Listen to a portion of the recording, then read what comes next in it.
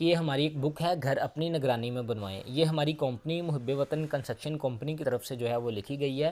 یہ total 60 pages پر مشتمل ہے.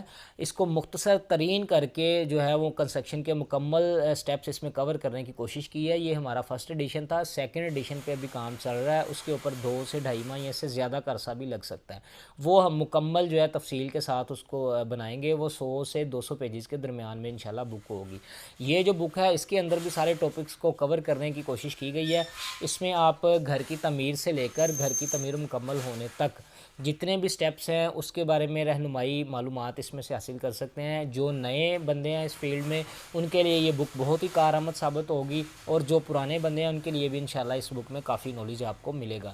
اس کی پرائس جو ہے وہ ہم نے صرف 500 روپے رکھی ہے، جس کے کوئی ہڈن یا ایکسٹرا یا ڈیلیوری چارجز نہیں ہے. ٹوٹل 500 آپ نے پے کرنا ہے اور یہ بک پورے پاکستان میں آپ کے ڈور سٹیپ پہ آپ کو بھیجی جائے گی.